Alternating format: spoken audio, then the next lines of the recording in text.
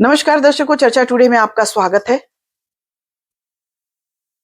New Zealand और भारत के दूसरे टी20 मैच में ईशान किशन ने जिस तरह की धमाकेदार पारी खेली, उसको देखकर दर्शक ये सोचने पर मजबूर हो गए हैं कि क्या ईशान किशन के साथ अन्याय हुआ है। क्या इतने दिन तक उनको बाहर रखकर भारतीय क्रिकेट को एक बेहद ही प्रतिभाशाली खिलाड़ी से विमुख रखा गया है, क्योंकि उनकी जो पारी थी वो कहीं से भी अभिषेक शर्मा की पारी से कम नहीं थी, बल्कि उससे ज्यादा आक्रामक, उससे ज्यादा सुटेबल भी थी। तो फिर ऐसा क्या हुआ कि ईशान किशन को इस योग्य नहीं माना गया कि वो टीम के साथ जुड़ सके। ऐसी जो चर्चा है उसके अनुसार एक चयनकर्ता को वो पसंद नहीं थे। कुछ लोगों का यह भी कहना था कि वो जो टीम का डिसिप्लिन है उसको फॉलो नहीं कर रहे थे। तो क्या यही एक कारण था, या कुछ राजनीति के तहत ईशान किशन को बाहर रखा गया? आज हमारी चर्चा इसी पर है। हमारे साथ है वरिष्ठ पत्रकार खालिद रशीद जी। खालिद जी, स्वागत है आपका। बहुत धन्यवाद आपका। ईशान किशन की जो पारी थी वो देख के लगता है कि उनके साथ अन्याय हुआ।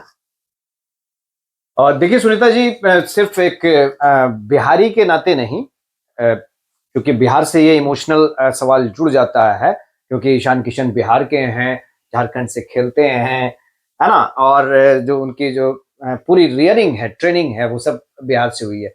तो एक इमोशनल टच तो है ही, इस सवाल से इमोशनल टच हमारा है। लेकिन सभी क्रिकेट प्रेमी, है ना, भारतीय क्रिकेट प्रेमी जो हैं, वो ईशान किशन के साथ अन्याय हुआ इस सवाल पर हाँ कहेंगे, क्योंकि स्टाइल है उनकी।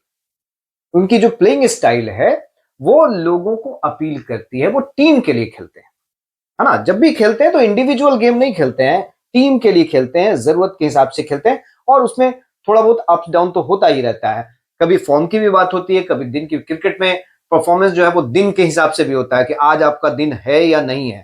तो वो भी एक बात होती है। जिस समय वो टीम से बाहर हुए थे और उनका जो रिप्लेसमेंट हुआ था सुनीता जी, उससे जब कंपैरिजन किया जाता है तो उस वक्त जो उनका हटाया जाना था, टीम से बाहर किया जाना था, वो सही नहीं था। इसमें कोई दो राय नहीं है। और उसके बाद जो उन पर आरोप ये लगाया गया कि भाई ये डोमेस्टिक क्रिकेट को उतना महत्व नहीं देखते हैं, अपनी मनमानापन करते हैं। तो ऐसे कई खिलाड़ी थे टीम में उस समय जो डोमेस्टिक क्रिकेट नहीं खेल रहे थे, अपनी अपनी राज्य की टीमों के लिए नहीं खेल रहे थे। तो एक तो हम इससे ये इनकार नहीं करते हैं कि ऐसा नहीं होना चाहिए, लेकिन इस कारण से अगर उनको पेनलाइज्ड किया गया तो बाकी खिलाड़ियों को भी पेनलाइज्ड करना चाहिए था। तो ऐसा नहीं हुआ, इसका मतलब अनजस्टिफाइड डिसीजन था। अब उन्होंने तो प्रूफ कर दिया, 2 साल बाद वो रिटर्न कर रहे हैं। नहीं, और इतनी लंबी सजा, मतलब लगातार 2 साल बाहर रखना। चलो भाई, एक आध मैच में आप बाहर कर देते कि आपने नहीं बात मानी, लेकिन लगातार 2 साल तक किसी भी एक प्रतिभाशाली खिलाड़ी को बाहर बैठाना, ये तो कहीं से जस्टिफाइड नहीं है। ये बिल्कुल अनजस्टिफाइड था। और हम इसी की तरफ बात करें तो उन्होंने प्रूफ किया। अब देखिए कैसा नैसर्गिक नेचुरल प्लेयर है ईशान किशन, कि वो टीम के लिए खेलता है और अपने अपने अपनी जो बल्लेबाजी वो करता है, उसमें प्रेशर जो है, हर खिलाड़ी को प्रेशर होता है। लेकिन इस वक्त वो प्रेशर के बावजूद भी जिस अंदाज में वो खेले, पहला मैच जो हुआ उसमें केवल 8 रन बना सके, तो उस बंदे पे प्रेशर तो खूब होगा। लेकिन जब जरूरत पड़ी टीम को तो उसने उसी अंदाज में जवाब दिया। जो स्ट्राइक रेट है, पॉकेट डायनामो इसीलिए कहा जाता है ईशान किशन को कि वो इस स्टाइल में खेलते हैं। तो अपना मुंह तोड़ जवाब दिया है।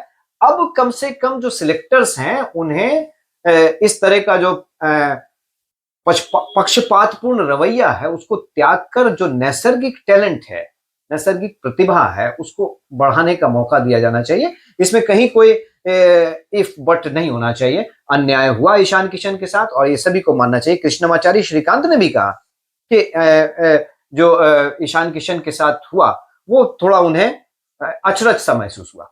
नहीं, और कई बार देखा जाता है खालिद जी कि कई प्लेयर हैं जो लगातार अच्छा प्रदर्शन नहीं करते हैं, उनको भी टीम में बनाए रखा जाता है। और कई बड़े बड़े खिलाड़ी कई बार इस चक्कर में बाहर हो जाते हैं। हालांकि हम ऐसा नहीं कहेंगे कि कोई बेईमानी होती है, हर चयनकर्ता की अपनी सूझबूझ, अपनी समझ होती है और अपने हिसाब से वो टीम का सिलेक्शन करता है। लेकिन हाँ, इसमें कोई दो राय नहीं है कि कभी कभी क्रिकेट पर भी राजनीति हावी हो जाती है।